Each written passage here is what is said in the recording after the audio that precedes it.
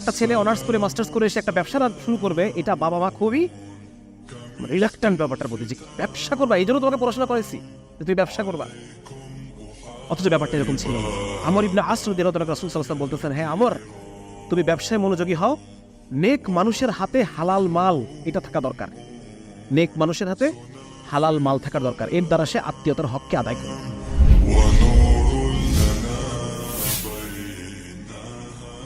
আসসালামু আলাইকুম ওয়া রাহমাতুল্লাহি ওয়া বারাকাতুহু।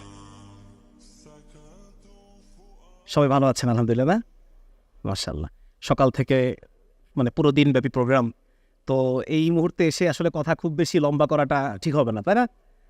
অল্পের উপর দিয়ে শেষ করে দেওয়ার চেষ্টা করবো, যাতে আপনাদের আর সবচেয়ে বড় কথা হচ্ছে মানুষ মনোযোগ ধরে রাখা, এটা আসলে যেটা আমরা পড়েছি আর কি, 15 সেকেন্ডের বেশি মানুষ একটা বিষয়ে ফুল কনসেন্ট্রেট করতে পারে না। তো যার কারণে দেখা যাচ্ছে যে একটা লম্বা সময়ে আমরা আলহামদুলিল্লাহ অনেক চমৎকার কথা শুনেছি। বিশেষ করে আমাদের সম্মানিত উলামায়ে কেরামের মুখ থেকে আমরা খুব চমৎকার কথা শুনেছি। একই সাথে দেখা যাচ্ছে যে বিভিন্ন পর্যায়ে যারা দায়ী আছেন তাদের কাছ থেকেও আমরা অনেক গুরুত্বপূর্ণ আলোচনা শুনেছি। আসলে আলোচনা বেশি হলে পরে আবার এটার ফিডব্যাক দেওয়া কষ্ট হয়ে যায়, তাই না? এটা মনেও থাকে কম। তো যার কারণে খুব বেশি কিছু আলোচনা করবো না ইনশাল্লাহ। আর আমি আসলে আলোচনা করার অত যোগ্যতাও নেই।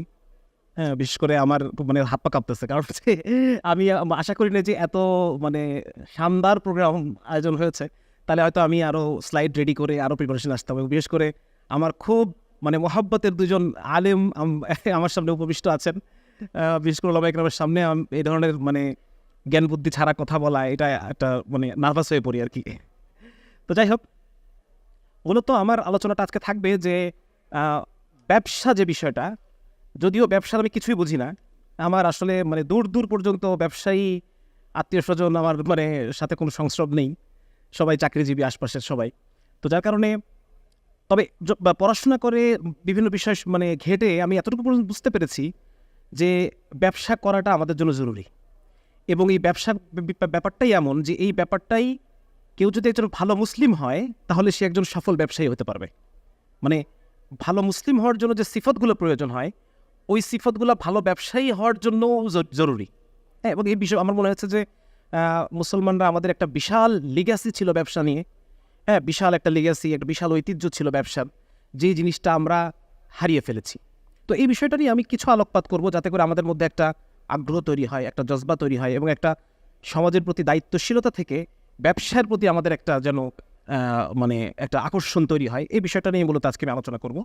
তো আসলে মূল ব্যাপারটা হচ্ছে, আমরা ছোটোবেলা থেকে একটা জিনিস আমরা জানি যে আমাদের এই ভারতবর্ষ বা ভারত উপমহাদেশ, এটা বলা হয়ে থাকে বা এখনও বলা হয়ে থাকে, আমরা বিভিন্ন বিষয়ে ছোটোবেলা থেকে আমরা এটা শিখে বড় হচ্ছি যে বাংলাদেশ, ভারত এগুলো কৃষিপ্রধান দেশ, ঠিক না? আমরা কিন্তু এটা ছোটোবেলা থেকে এটাই আমরা জানি যে এগুলো কৃষিপ্রধান দেশ। হ্যাঁ, এবং আমাদের এটা বলা হয়ে থাকে যে ওটাই আর কি, যে শিল্প, আমাদের এটা শিল্প প্রধান না, বরং ইউরোপ হচ্ছে শিল্প প্রধান, আমরা হচ্ছে কৃষি প্রধান। কিন্তু আমরা যদি আগের ইতিহাস দেখি, আসলে ইতিহাসের একটা বিরাট অংশ আমাদের কাছ থেকে যে কোনো কারণেই হোক আর যে কোনোভাবেই হোক এটাকে লুকিয়ে ফেলা হয়। এবং ইতিহাসের ব্রিটিশরা যখন আমাদের দেশে আসে, সে আসার আগে আমরা কি কৃষিপ্রধান ছিলাম?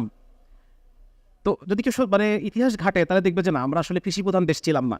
হ্যাঁ, আওরঙ্গজেবের সময়, সম্রাট জাহাঙ্গীরের সময় ডক্টর ফ্রান্সিস বুকানন নামে একজন ভদ্রলোক এই পুরো উপমহাদেশ সফর করেছে, এবং বিভিন্ন জায়গায় সে বোটানিক্যাল বিভিন্ন বিষয় নিয়ে বই লিখেছে, সামাজিক সাংস্কৃতিক বিভিন্ন বিষয় নিয়ে তিনি তার সফরনামাগুলোর মধ্যে উল্লেখ করেছেন। এবং উনি ওখানে বলছেন যে এটা সম্পূর্ণ ভুল ধারণা যে হিন্দুস্তানের সাধারণ পেশা কৃষি।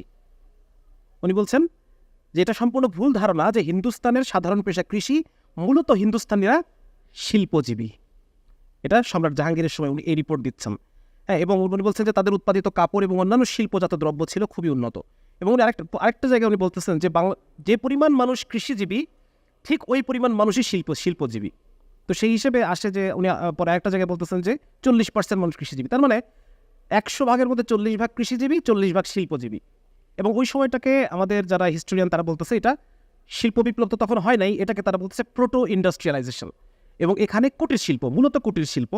হ্যাঁ, দেখা যাচ্ছে যে একটা যৌথ পরিবারের এখান থেকে তারা মসলিন তৈরি করতেছে, ব্যাপারটা ছিল এরকম। হ্যাঁ, এবং সেই মসলিন ব্যাপারীরা সেগুলোকে সংগ্রহ করছেন এবং বিভিন্ন জায়গায়, সারা পৃথিবীর বিভিন্ন জায়গায় তারা এটাকে সাপ্লাই দিচ্ছেন।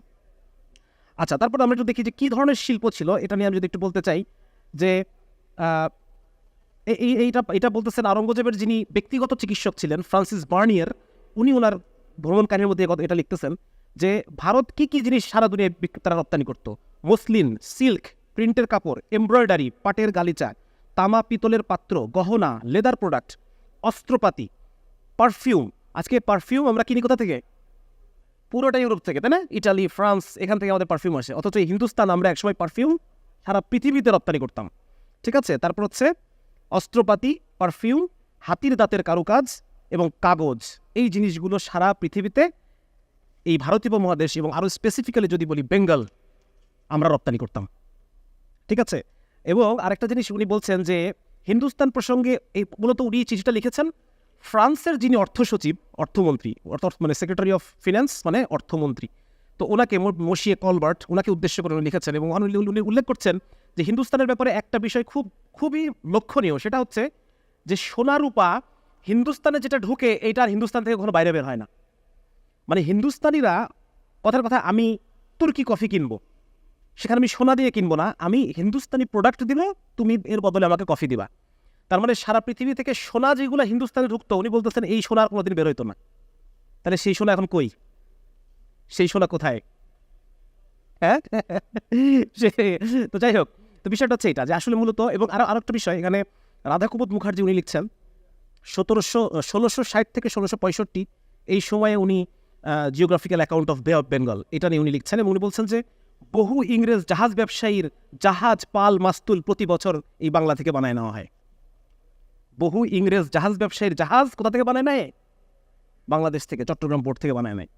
তাহলে এই একটা জাহাজ ব্যবসা ছিল আমাদের কত সালে? 1700 সালের আগে, 1670 সালে। এবং উনি এটা বলতেছেন যে এখানকার কারিগরেরা বিশ্বের যে কোনো দেশের কারিগরের মোকাবেলা করার ক্ষমতা রাখে এবং ইংল্যান্ডের ব্যবসায়ীরা এখানকার ইঞ্জিনিয়ারদের কাছ থেকে জাহাজের ডিজাইন বানিয়ে নিত। তাহলে এইগুলো কোথায় গেল? আমাদের যে একটা বিশাল, এই বাংলার মানুষের একটা বিশাল লিগেসি আমাদের ব্যবসার। এবং আরেকটা জিনিস হচ্ছে উইলিয়াম বোল্টস নামে একজন ভদ্রলোক, উনি মূলত ইংলিশ ইস্ট ইন্ডিয়া কোম্পানির একজন স্টাফ, কিন্তু ইস্ট ইন্ডিয়া কোম্পানির সাথে তার কিছু বিষয়ে বনিবনা হয় নাই, যার কারণে উনি ইস্ট ইন্ডিয়া কোম্পানির গোমরগুলো ফাঁস করতেছে পার্লামেন্টে, ব্রিটিশ পার্লামেন্টে। এবং ওইখানে উনি বলতেছেন যে বাংলা এবং তার উপর নির্ভরশীল অন্যান্য এলাকাগুলো, বাংলা এবং বাংলার উপর নির্ভরশীল অন্যান্য এলাকাগুলো, এটা হচ্ছে পুরোপুরি কমার্শিয়াল ল্যান্ড। উনি বলেন এই কৃষিপ্রধান দেশ, উনি বলতেছেন এটা পুরোপুরিভাবে বাণিজ্যিক দেশ, যা কেবলমাত্র ব্যবসার উন্নতির দ্বারাই বিকশিত হতে পারে। কিন্তু বাংলার বিষয় আশয় যখন কোম্পানির হাতে গিয়ে পড়েছে তখন তাকে পঙ্গু করে ছেড়েছে। তাহলে আমাদের যে বিশাল যে একটা ব্যবসায়িক একটা লিগাসি, যে আমরা ব্যবসা করি, সারা পৃথিবীতে ব্যবসা করি, সারা পৃথিবীতে আমরা রপ্তানি করি, এই বিষয়টা শেষ হয়ে গেল কিভাবে? এই 190 বছরের উপনিবেশ আমলে। এই যে একটা কনসেপ্ট দাঁড়ায় গেল যে যারা মানে পড়াশোনা করার অর্থ হচ্ছে চাকরি করা, ঠিক আছে না? তোমরা যারা পড়াশোনা করবে তারা আমাদের কোম্পানিতে চাকরি করবে। এই যে ব্যবসা করাকে আজকে আমরা ছোট মনে করি, ব্যবসা করাকে আজকে আমরা কিছু থেকে কিছু হলে আমরা বলি ধর মিয়া ব্যবসা শুরু করছো, মানে কি ব্যবসা জিনিসটা খারাপ নাকি? হ্যাঁ, খুব নেগেটিভ অর্থে আমরা ব্যবসা শব্দটা ইউজ করি। এবং একটা ছেলে অনার্স করে মাস্টার্স করে এসে একটা ব্যবসা শুরু করবে, এটা বাবা মা খুবই রিলাক্ট্যান্ট ব্যাপারটার প্রতি, যে ব্যবসা করবা, এই জন্য তোমাকে পড়াশোনা করেছি যে তুমি ব্যবসা করবা। অথচ ব্যাপারটা এরকম ছিল না, ঠিক না?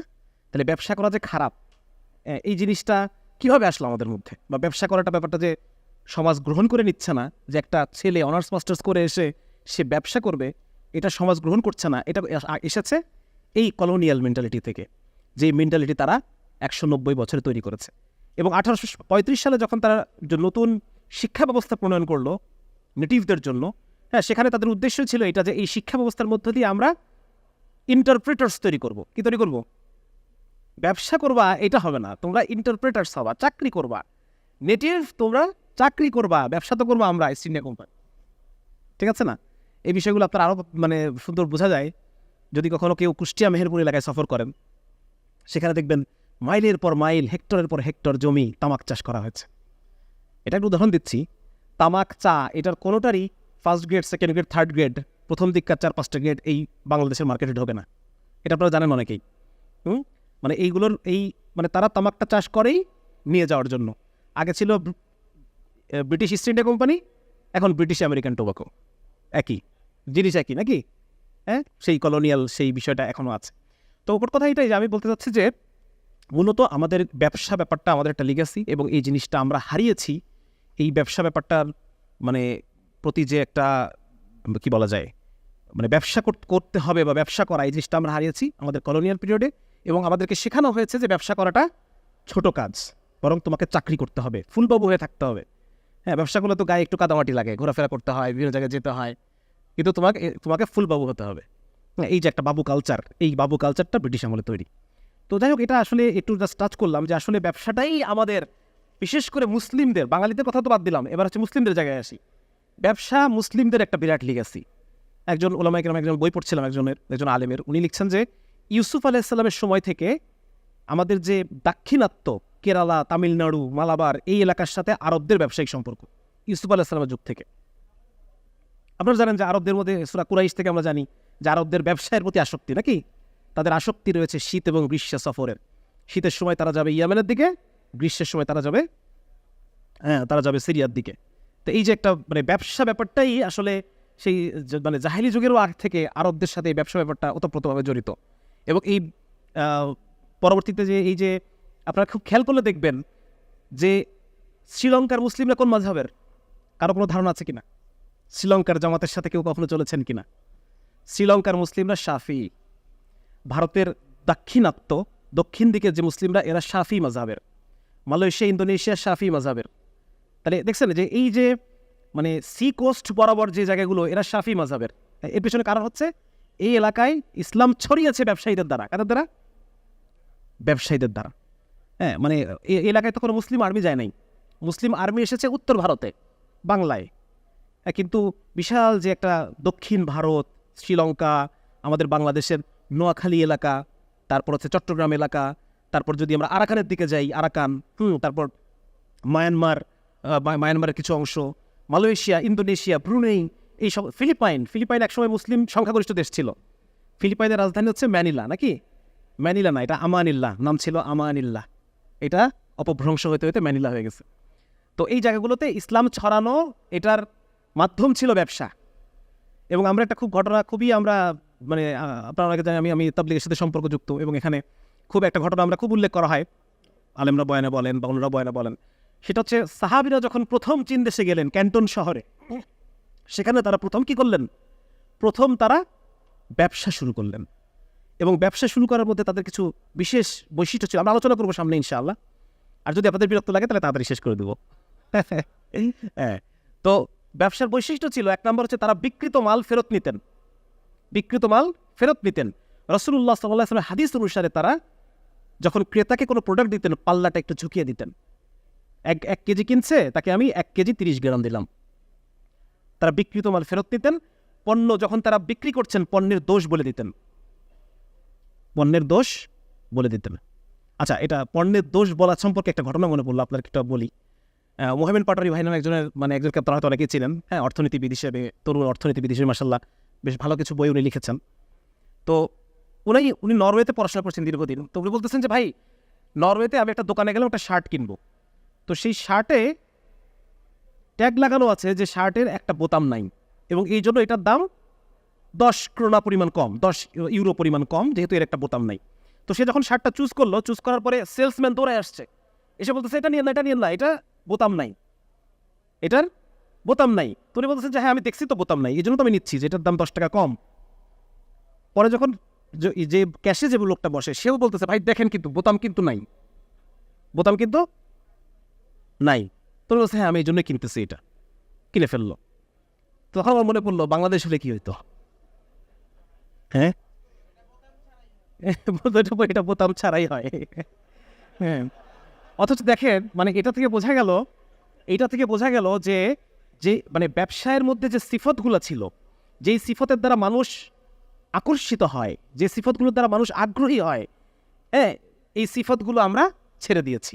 এবং এই সিফতগুলোই কিন্তু যারা ইউরোপিয়ানরা বা নন মুসলিমরা, তারা এই সিফতগুলোকে নিয়েছে। হ্যাঁ, তো যে এটা এই প্রসঙ্গে আসলো যে ওই সাহাবীরা যখন চীনের ক্যান্টনে গেলেন, সেখানে তারা এই রাসূলুল্লাহ সাল্লাল্লাহু আলাইহি ওয়াসাল্লামের যে সুন্নাত পদ্ধতি অনুসারে ওনারা ব্যবসা শুরু করলেন।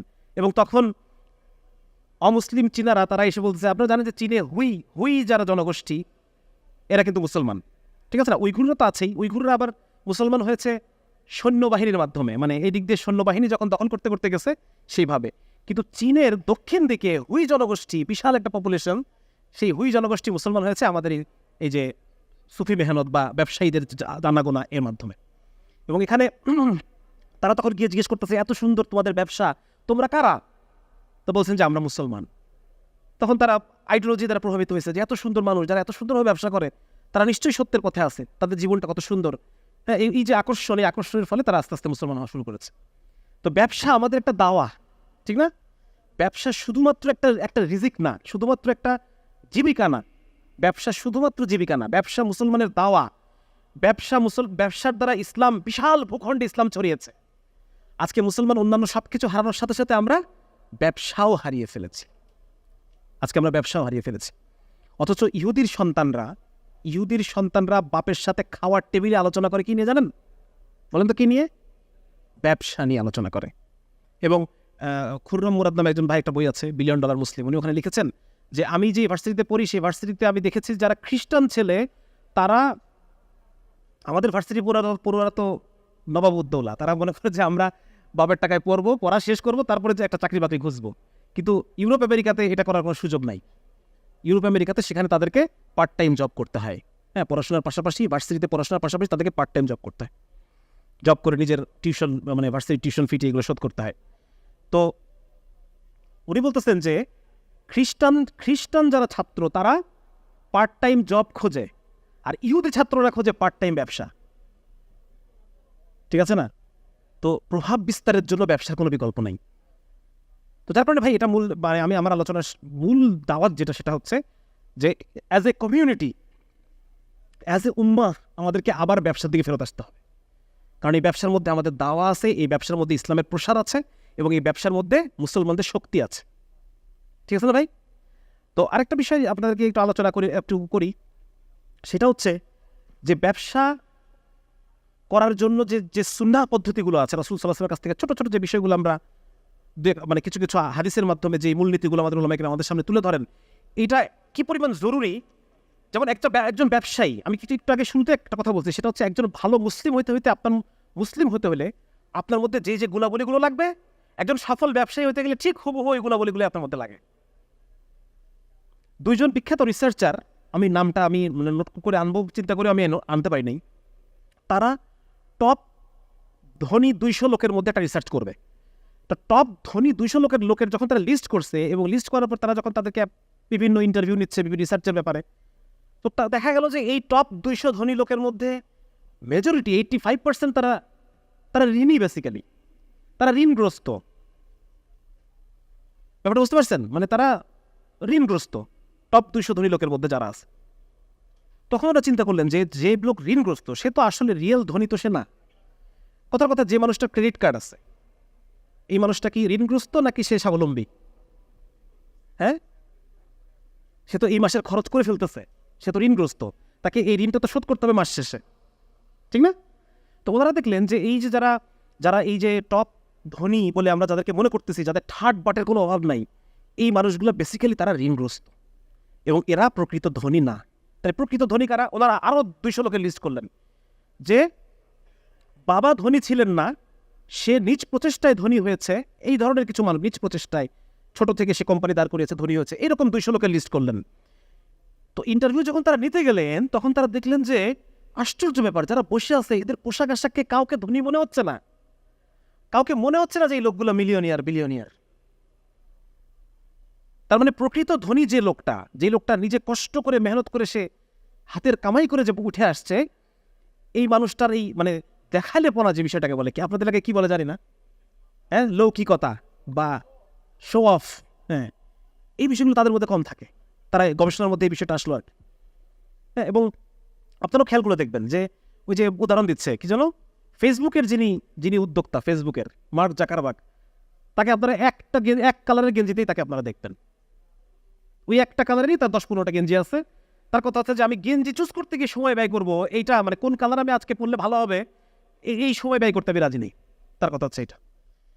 তো যত মানে বড় যারা মানে ব্যবসায়িক দিক থেকে যারা সফল হয়েছে, সাদাসিধা জীবন, ছোট থেকে শুরু করা, হ্যাঁ, তারপর হচ্ছে আপনার কি বলা যায় যে বিষয়গুলো আছে, যেমন একজন ব্যবসায়ী তার একজন ব্যবসায়ীর জন্য আখলাক শেখা জরুরি, ঠিক না?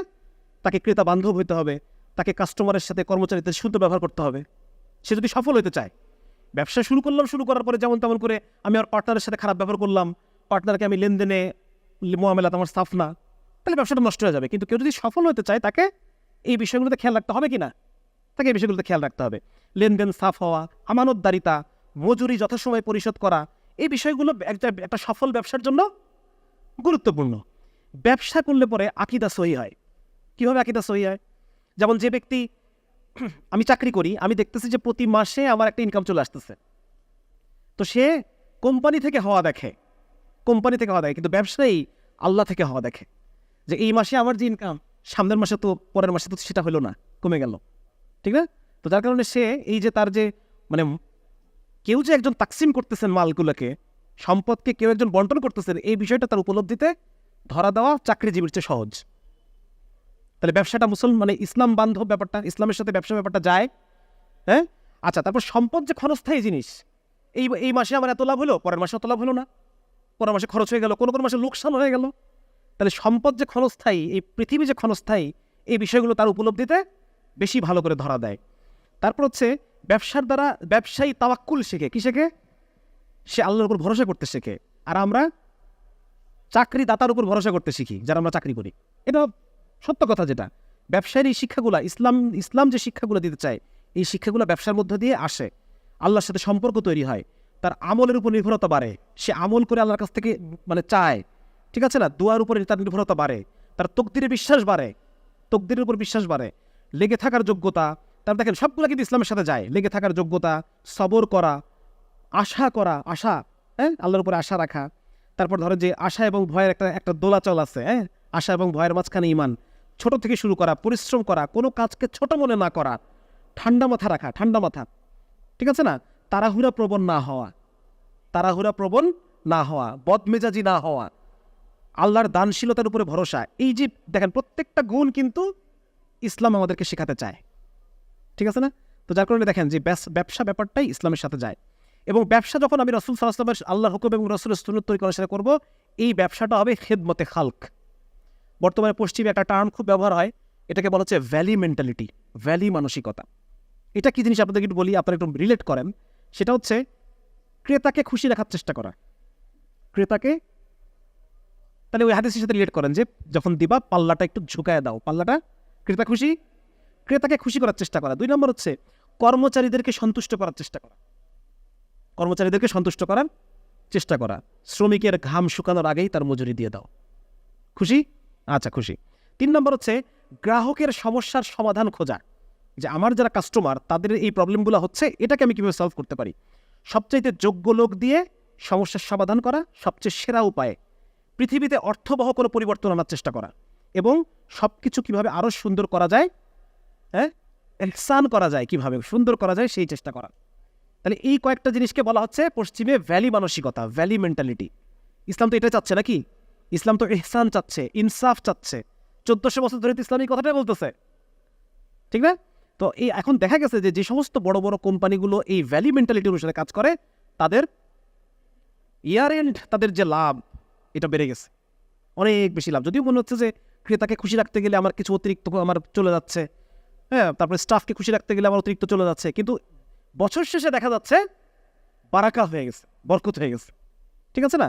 তো এইটা হচ্ছে আরেকটা বিষয়। তাহলে দাওয়া বিষয়টা তো আমি আলোচনা করেছি। তো সব মানে বলতে চাচ্ছে যে এটা আসলে আমাদের ব্যবসা ব্যাপারটার দিকে ফোকাস হওয়া দরকার। ব্যবসা ব্যাপারটা আমাদেরকে আবার ফিরে আনা দরকার। চাকরির উপরে নির্ভরতা কমানো দরকার, হ্যাঁ। এবং সেই সাথে আরেকটা বিষয় যে মানে প্রোডাক্টিভ হওয়া, এই যে মানে বেশি ইনকাম করা। যেমন ধরেন একটা জিনিস আপনারা অনেকেই জানেন, সেটা হচ্ছে যে বর্তমানে এই মুহূর্তে মার্কেটে কত টাকার নোট থাকবে, এটা কিন্তু কম বেশি ফিক্সড, ঠিক না? যেমন প্রতি বছর বাংলাদেশ ব্যাংক মুদ্রাস্ফীতি ক্যালকুলেশন করে নতুন করে নোট ছাপে, মুদ্রাস্ফীতিটা ক্যালকুলেশন করে নতুন করে নোট ছাপে। কিন্তু এখন এই মুহূর্তে এই মার্কেটে এই সবার হাত মিলায়ে কত টাকা আছে, কত টাকা থাকবে এই বাংলাদেশে, 1000 টাকার নোট কয়টা থাকবে, 500 টাকার নোট কয়টা থাকবে, 10 টাকার নোট কয়টা থাকবে, এই বিষয়টা মোরাললেস ফিক্সড। তাহলে এইটা যদি যে ব্যক্তি দিন বুঝে, উলামায়ে কেরামের সাথে সম্পর্ক রাখে, ইসলামের প্রতি ইসলামের প্রতি তার আগ্রহ রাখে, আমরা যদি আমাদের নোটগুলো বুঝে না নেই, তাহলে এই নোটগুলো কোথায় গিয়ে পড়বে? কার হাতে গিয়ে পড়বে? যে দিন বুঝে না, যে মদ খায়, যে টাকাগুলো নিয়ে বিদেশে পাঠায় দেয়, এই লোকগুলোর হাতে নোটগুলো গিয়ে পড়বে। ঠিক আছে না? সুতরাং প্রোডাক্টিভ হওয়া, বেশি আয় করা, এই বিষয়গুলো আসলে মানে ইসলামের সাথে ব্যাপারগুলো সাংঘর্ষিক না। হ্যাঁ, এই বিষয়গুলা মানে রাসূল সাল্লাল্লাহু আলাইহি ওয়াসাল্লাম যেমন আমর ইবনে আস রাদিয়াল্লাহু তাআলা রাসূল সাল্লাল্লাহু আলাইহি ওয়াসাল্লাম বলতেছেন, হ্যাঁ আমর, তুমি ব্যবসায় মনোযোগী হও, নেক মানুষের হাতে হালাল মাল এটা থাকা দরকার। নেক মানুষের হাতে হালাল মাল থাকার দরকার, এর দ্বারা সে আত্মীয়তার হককে আদায় করবে। তার মানে বোঝা যাচ্ছে যে এই যে ইসলাম আমাকে কম আয় করতে বলে না, বা তোমাকে কম আয় করতে হবে, ব্যাপারটা এরকম না। সাহাবীদের মধ্যে অনেক সাহাবীরা, আপনার ওলামা কেরাম এটা ভালো বলবেন আর কি, যে সাহাবায়ে কেরামদের মধ্যে যারা আশারায়ে মুবাশশারা যারা আছেন, 10 জনের মধ্যে 6 জনই মানে এই পরিমাণ তারা সম্পদশালী ছিলেন, হ্যাঁ, যে অনায়াসেই তাদেরকে আজকে দেখা যাচ্ছে যে টপ ধনীদের মধ্যে তাদেরকে নিয়ে যাওয়া যায়, এরকম সম্পদশালী তারা ছিলেন। সাহাবায়ে কেরাম প্রথম জীবনে তারা কষ্ট করেছেন, কিন্তু যখন ইসলামের বিজয় হয়ে গেল চারপাশে, হ্যাঁ, তখন তো সাহাবায়ে কেরাম সবারই, খাব্বাব রাদিয়াল্লাহু তাআলা 13 কোটি টাকা তার অ্যাকাউন্টে ছিল, যেটাকে উনি ওয়াকফ করে দিয়ে গেছেন। খাব্বাব রাদিয়াল্লাহু তাআলা হচ্ছে সবচেয়ে গরিব সাহাবীদের মধ্যে একজন, তাই না? খাব্বাব রাদিয়াল্লাহু তাআলা, যার পিঠের দাগ উনি দেখাইছেন যে দেখো আমাকে কত মার্স।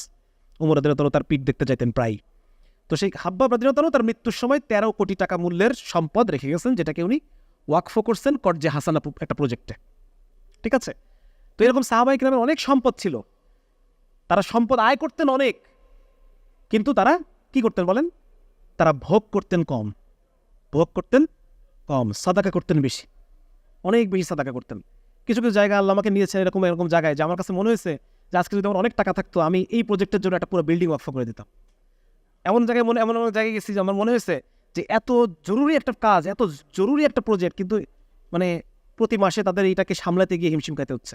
মুসলমানদের মধ্যে আজকে যদি বড় মালওয়ালা কেউ থাকতো, পুরো একটা 9 তলা বিল্ডিং এই প্রজেক্টে দিয়ে দিতে পারতো, পুরো 10টা ফ্ল্যাটই এই প্রজেক্টে দিয়ে দিতে পারতো, 10টা জায়গায় 10টা ইয়ে হইতো, মানে প্রতিষ্ঠান, মাদ্রাসা দাঁড়ায় যেত, গবেষণা প্রতিষ্ঠান দাঁড়া হয়ে যেত। তো এই বিষয়গুলো আসলে খুব মানে বোঝার আছে যে আসলে ইসলাম আমাকে মাল কামাই করতে নিষেধ করে না, হ্যাঁ, কিন্তু সাদাসিধা জীবন, ভোগ কম করতে হবে। আমাদের ক্যারিয়ার বা আমাদের যে ব্যবসা, এটার উদ্দেশ্য দেখেন, রিজিক দেনেওয়ালা আল্লাহ তাআলা, কে দেবেন বলেন? ব্যবসা করব আমরা আমল হিসেবে, ব্যবসা হচ্ছে আমার আমল, এটার দ্বারা আমি দাওয়া করব এবং এটার দ্বারা আমি সাদাকা করব, এটার দ্বারা আমি ইসলামের পক্ষে প্রভাব বিস্তার করব। রিজিক দেবে আল্লাহ তাআলা, সম্মান দেবেন আল্লাহ তাআলা, এগুলো তো আল্লাহর তরফ থেকে আসবে। ঠিক আছে না? কিন্তু আমরা এই ব্যবসা ব্যাপারটা, এটা আমাদেরকে আবার বুঝতে হবে এবং ব্যবসার জন্য উৎসাহিত করতে হবে। এবং আমি প্রত্যেকেই, যারা ভার্সিটি স্টুডেন্টদের মধ্যে মাঝে মধ্যে কথা বলার তৌফিক হয়, তো সেখানে আমি এই কথাটাই বলার চেষ্টা করি যে ভাই ব্যবসা করো, চাকরির আশায় থেকো না, ব্যবসা করো। চাকরির মধ্যে এখন অনেক হালাল হারামের বিষয় আছে, এগুলো অনেক সয়লাভ হয়ে গেছে, বরং তুমি স্বাধীনভাবে ব্যবসা করো, ব্যবসার ফিকির করো, ব্যবসা শেখো, ব্যবসা শিখতে হবে। একজন ব্যবসায়ীর সাথে থেকে ব্যবসা শিখতে হবে। তো ব্যবসা, এবং এটাও বলি যে দেখেন, ব্যবসা যদি কেউ শেখে, কারো যদি বিজনেস আই, যেটাকে বলে বিজনেস আই, ব্যবসা বোঝা, ব্যবসা খোঁজা এবং ব্যবসায়িক নজর, এটা যা থাকবে, সে চাকরি ক্ষেত্রে ভালো করবে না খারাপ করবে? হ্যাঁ, সে চাকরি করতে গেলেও ভালো করবে, চাকরি করতে গেলেও সে টপ করবে। কিন্তু চাকরির এক্সপিরিয়েন্স সবসময় কিন্তু ব্যবসায় লাগে না। আর এখন তো আমরা যে ডিগ্রি করি, ডিগ্রি তো চাকরিতে কোনো ভ্যালুই দেয় না, এক্সপিরিয়েন্স চাই কি না? হ্যাঁ, শুধু ডিগ্রি দিয়ে কি চাকরি হয়? চাকরি হয় না। যার কারণে ব্যবসা শেখাটা এতটাই গুরুত্বপূর্ণ, খুবই ইম্পর্টেন্ট ব্যবসা শেখা, বিশেষ করে উলামা ইকরামের সাথে থেকে মাসলা মাসাইলগুলোকে শেখা, এবং কোনো একজন প্রতিষ্ঠিত ব্যবসায়ীর সাথে থেকে উনি কীভাবে ব্যবসা করতেছেন, কীভাবে সব কিছু সামাল দিচ্ছেন, এই বিষয়গুলোকে শেখার চেষ্টা করা। এই জন্য এখানে যারা মানে উদ্যোক্তা আছেন বড় বড় জায়গায়, আলহামদুলিল্লাহ আল্লাহ তাআলা আপনাকে প্রতিষ্ঠিত করেছেন, তাদের কাছে আমার আরজ থাকবে যে আপনারা ইন্টার্ন নেন। হ্যাঁ, আপনারা প্রতি দেখা যাচ্ছে যে প্রতি মাসে যদি 5 জন করে ইন্টার্ন নেন, যে এই ইন্টার্ন সারা মাস আপনার সাথে থাকবে, অফিস টাইমটা পুরোটা আপনার সাথে থাকবে, আপনি কীভাবে ম্যানেজ করতেছেন, কীভাবে আপনি প্রোডাক্ট নিয়ে আসতেছেন, সেল করতেছেন, কীভাবে ইনস্ট্রাকশন দিচ্ছেন, এই সবগুলো বিষয় আপনার প্রতিটা ডিপার্টমেন্টে সে প্রতি 2 ঘন্টা 3 ঘন্টা এরকম রোটেশন ওয়াইজ সে সময় দিয়ে সে ব্যবসাটাকে সে শিখবে। আমাদের কাজ হওয়া উচিত যে আরও বেশি ব্যবসায়ী তৈরি করা, আরও বেশি সব ব্যবসায়ী হিসেব দিক থেকে তাদেরকে সফল করে তোলার চেষ্টা করা। তাহলে কি আমার রিজিক কমে যাবে? রিজিক তো আমার কাছে আসবে, ওরটা ওর কাছে যাবে, ঠিক না? তো যার কারণে আমার আরজ থাকবে ইনশাল্লাহ যে আপনারা এটাকে, এই ব্যবসা ব্যাপারটাকে আমাদের একটা বিপ্লব হিসেবে, একটা আন্দোলন হিসেবে প্রতিষ্ঠা করা সমাজে। হ্যাঁ, এবং এর ফলে কি সবাই ব্যবসা করবে, তাই নাকি? আমরা যদি আর্লি ম্যারেজ ক্যাম্পেইন চালাই, তাহলে কি যাদের যে সমস্ত মেয়েদের বয়স হয়ে গেছে তাদের বিয়ে হবে না? যারা চাকরি করে তারা তো করবেই, কিন্তু ব্যবসা যেহেতু যদি আমরা এটা একটা আন্দোলন হিসেবে আনতে চাই, তাহলে আমাদের এটা সবখানে এটা ক্যাম্পেইন করা দরকার। হ্যাঁ, সবখানে এই ধরনের সেশন আজকে যারা, আমি আয়োজকদের ধন্যবাদ জানাতে চাই, আল্লাহ তাআলা তাদেরকে উত্তম জাযা দান করুক, যে এই ধরনের সেশন আরও বেশি হওয়া দরকার, অনলাইনে অফলাইনে। হ্যাঁ, বিশেষ করে ব্যবসায় শারীরিক দিকগুলো নিয়ে, ব্যবসা শেখার যে খুঁটিনাটি বিষয়গুলো রয়েছে, টিপস রয়েছে, ট্রিক্স রয়েছে, এই বিষয়গুলো নিয়ে প্রচুর পরিমাণে এই ধরনের সেশন হওয়া দরকার। এই উম্মতকে ব্যবসামুখী হওয়া দরকার। ব্যবসা ছাড়া আমাদের ইকোনমিক যে সলভেন্সি, উম্মতের ইকোনমিক যে মুক্তি, এটা আমি দেখতেছি না। চাকরি করা বিষয়টা এতটাই কঠিন হয়ে গেছে, বিশেষ করে দিনদারদের জন্য, যারা ইসলামকে ধারণ করতে চায় তাদের জন্য চাকরি করা আরও কঠিন। তো যার কারণে চাকরির প্রতি নির্ভরশীলতা কমায় আমাদেরকে মোর ব্যবসার দিকে করতে হবে আর কি। আচ্ছা, আর মূলত আমি যে বিষয়ে আমি করেছিলাম, মোটামুটি আমি আলাপটা করেছি। আচ্ছা, আরেকটা বিষয় হচ্ছে আপনাদেরকে বলতে চাই, যেহেতু এটা শুধু অনেকে ব্যবসা করবেন না, চাকরি করবেন, সেক্ষেত্রে তাদের উদ্দেশ্যে আমার আরজ থাকবে যে শুধু ডিগ্রির উপরে নির্ভরশীল হবেন না, বরং স্টুডেন্ট লাইফ থেকেই আপনি চেষ্টা করেন, এটাকে বলে ক্যারিয়ার ক্যাপিটাল বাড়ানোর চেষ্টা করতে হবে। হ্যাঁ, যেটা এমন হতে পারে যে কিছু ভাই এরকম সাজেশন দিয়েছেন যে এমন হতে পারে আপনি কোনো একটা প্রতিষ্ঠানে আপনি বলেন যে আমাকে বেতন দেওয়ার দরকার নেই, আমি আপনাদের সাথে শুধু কাজ করব, আমার 6 মাস কাজ করব, আপনি শেষে আমাকে একটা সার্টিফিকেট দিবেন যে সে আমাদের সাথে 6 মাস কাজ করেছে। এটা হচ্ছে ক্যারিয়ার ক্যাপিটাল। প্রতি 6 মাসে নিজের ক্যারিয়ার ক্যাপিটালে নতুন একটা স্কিল যেন যোগ হয়, সেটা ইংলিশ ভাষা হতে পারে, সেটা কম্পিউটার হতে পারে, সেটা সেলস অ্যান্ড মার্কেটিং হতে পারে, সেটা অন্য কিছু হতে পারে। হ্যাঁ, বিভিন্ন বিষয় নিয়ে আপনার জন্য প্রতি 6 মাসে একটা করে ক্যারিয়ার ক্যাপিটাল যোগ হয়, তাহলে 4 মাসে আপনার 8টা অভিজ্ঞতার সনদ থাকবে। কয়টা থাকবে? 4 বছর পরে আপনার যখন আপনার ফ্রেন্ডদের কাছে শুধুমাত্র অনার্স ছাড়া কোনো ডিগ্রি নেই, তখন আপনার কাছে অনার্সও আছে, আপনার কাছে 4 দুগুণ 8টা, যদি বলি 8টা অভিজ্ঞতার সনদ আছে, যে এই লোক ব্যবসা বোঝে, এই লোক ব্যবসা প্রতিষ্ঠানের সাথে 6 মাস কাজ করেছে, এই লোকের এই স্কিল আছে। হ্যাঁ, যেটা আপনাকে চাকরির ক্ষেত্রেও আপনার বন্ধুর থেকে অনেক আগায় দেবে। ঠিক আছে না ইনশাআল্লাহ? তো আমার মোটামুটি আলোচনা এতটুকুই। আরও হয়তো আজান পড়ে গেছে, আমাদের হয়তো কিছুক্ষণের মধ্যে নামাজের ব্যাপার আছে। তো প্রশ্নের উত্তর দেওয়ার যোগ্যতা যদিও রাখি না, তারপরে যদি কারো কোনো প্রশ্ন থাকে কোনো বিষয়ে যদি করেন, তাহলে পরে চেষ্টা করবো আর কি কিছু বিষয় আলাদা। কোনো বিষয়ে কারো কোনো প্রশ্ন যদি থাকে? জি, মাইকটা একজন একটু। আচ্ছা, ওয়ালাইকুম আসসালাম। আসসালামু আলাইকুম। ওয়ালাইকুম। আমরা যে ব্যবসার ক্ষেত্রে রাসূলুল্লাহ সাল্লাল্লাহু আলাইহি সাল্লামের কোনো সুন্নাত ভিত্তিক কোনো পদ্ধতি আছে কিনা, বা এরকম কোনো মৌলিক কোনো আছে কিনা যেটা আমরা পেতে পারি? আমরা তো ধারণা পাই, হ্যাঁ, আপনার আলোচনার মাধ্যমে কিছু ধারণা পেয়েছি, কিন্তু কোনো ফান্ডামেন্টাল আছে কিনা আর কি, বা এই জাতীয় কোনো বই আছে কিনা যেটাতে আমরা উপকৃত হতে পারি? এটা আসলে ওলামায়ে কেরামের উদ্দেশ্যে এই প্রশ্নটা হওয়া দরকার, যে এই বিষয়ে কোনো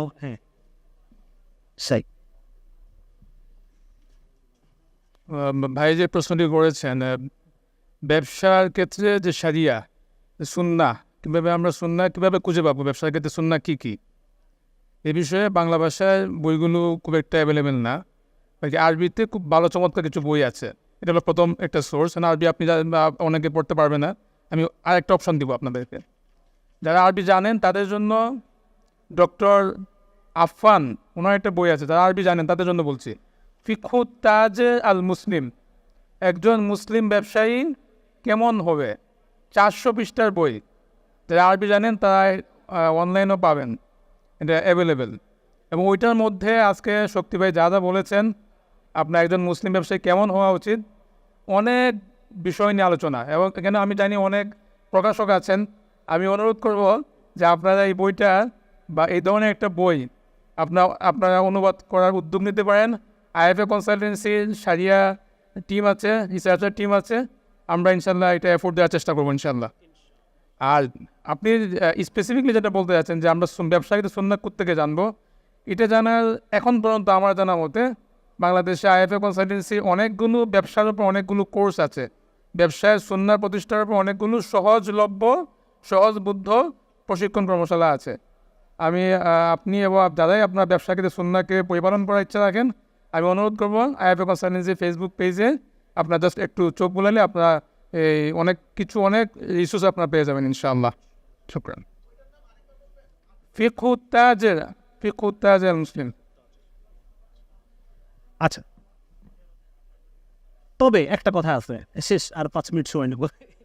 তবে একটা কথা আছে, সেটা হচ্ছে যে এটা আমাদের একটা জীবিকার একটা উপায়, তাই না? ব্যবসা ব্যাপারটা একটা জীবিকার একটা উপায়। আচ্ছা, পশু পাখিও তো জীবিকা করে না? পশু পাখি জীবিকা করে না? পশু পাখি জীবিকা করে। ব্যবসার মাধ্যমে আমি যেরকম আমি উপরে উঠতে চাই, পশু পাখি এরকম উপরে উঠতে চায় না? পশু পাখিও এরকম উপরে উঠতে চায়। তাদের মধ্যেও এই দেখেন যে একটা মেয়ে হরিণকে নিয়ে দুইটা পুরুষ হরিণের মধ্যে দ্বন্দ্ব। হ্যাঁ, একটা সিংহের পালের লিডার কে হবে, আলফা মেল কে হবে, সেটা নিয়ে পুরুষ সিংহরা মারামারি করে, পুরুষ গরিলারা মারামারি করে। তার মানে উপরে ওঠা, প্রভাব রাখা, প্রতিপত্তি রাখা, এই বিষয়টাও পশু পাখির মধ্যে আছে। তাহলে পশু পাখির মধ্যে নাই কি? আমরা আলাদা কেন? পশু পাখির চেয়ে আমরা আলাদা কীভাবে? পশু পাখিও 24 ঘন্টা খাবার দাবারের ফিকিরে থাকে, বিয়ে শাদির ফিকিরে থাকে, বাচ্চা পালনের ফিকিরে থাকে। পশু পাখিও 24 ঘন্টা, মানে যারা একটু এগুলো থেকে যারা মুক্ত, তারা উপরে ওঠার ফিকিরে থাকে। তাই আমিও সেরকম, আমিও 24 ঘন্টা চাকরি করি, এই করি সেই করি, আমি একটু বড় ডাক্তার হইতে চাচ্ছি, বড় ব্যবসায়ী হইতে চাচ্ছি। পার্থক্য নাই তো কোনো, এগুলো সবই অ্যানিম্যাল ইনস্টিংক্ট, ঠিক না?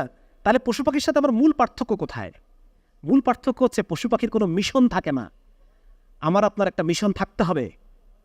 একজন মানুষের একটা মিশন থাকবে, এবং একজন মুসলমানের তো আরও বেশি থাকবে একটা মিশন। তাকে একটা মিশন অবশ্যই থাকতে হবে। সে আশরাফুল মাখলুকাত, সে শেষ নবীর উম্মত। শেষ নবীর উম্মত, আল্লাহ তো চাইলে আমাকে অন্য কোনো নবীর উম্মত করে পাঠাতে পারতেন। শেষ নবীর উম্মত করে আল্লাহ কেন পাঠালেন? কারণ হচ্ছে আমাদের একটা মিশন আছে, এবং এই মিশন পালন করার উপযোগী আল্লাহ মনে করেছেন বলেই আমাদেরকে বাছাই করে করে আল্লাহ তাআলা আমাদেরকে শেষ নবীর উম্মত হিসেবে নিয়ে এসেছেন। সেই মিশনটা কি? সেই মিশনটা হচ্ছে রাসূলুল্লাহ সাল্লাল্লাহু আলাইহি ওয়াসাল্লামের স্বপ্নকে পুরা করা। তার স্বপ্ন কি ছিল? তার স্বপ্ন ছিল, একবার উনি জিহাদ থেকে আসলেন, জিহাদ থেকে ফেরত আসার পর আল্লাহ রাসূল সবার আগে যেতেন তার মেয়ের ঘরে, ফাতিমা রাদিয়াল্লাহু তাআলা আনহা, তার ঘরে সবার আগে যেতেন, এবং তারপরে পর্যায়ক্রমে অন্যান্য আম্মাজানদের সাথে দেখা করতেন। তো ফাতিমা রাদিয়াল্লাহু তাআলা আনহার কাছে উনি গিয়েছেন, এবং যাওয়ার পরে ফাতিমা রাদিয়াল্লাহু তাআলা মানে ধুলাবালি, ঘাম, শুকায় গেছে আব্বা। তো এটা দেখে মেয়ে ঝরঝর করে কান্না করে দিছে। নবীজি সাল্লাল্লাহু আলাইহি ওয়াসাল্লাম তার কপালে চুমা খেলেন, বললেন যে মাগো, তুমি কেঁদো না, তুমি দেখো তোমার বাবার এই দিন একদিন প্রত্যেক কাঁচা পাকা ঘরে পৌঁছায় যাবে। তাহলে প্রত্যেক কাঁচা পাকা ঘরে দিনকে পৌঁছানো, এইটা রাসূলুল্লাহ সাল্লাল্লাহু আলাইহি ওয়াসাল্লামের স্বপ্ন। এই স্বপ্ন পূরণ করবে কে? ইহুদি খ্রিস্টানরা? শুধু উলামায়ে কেরাম? কে করবে বলেন? প্রত্যেক মুসলমানের এই দায়িত্ব ভাই, যে রাসূলুল্লাহ সাল্লাল্লাহু আলাইহি ওয়াসাল্লামের স্বপ্নকে পুরা করা।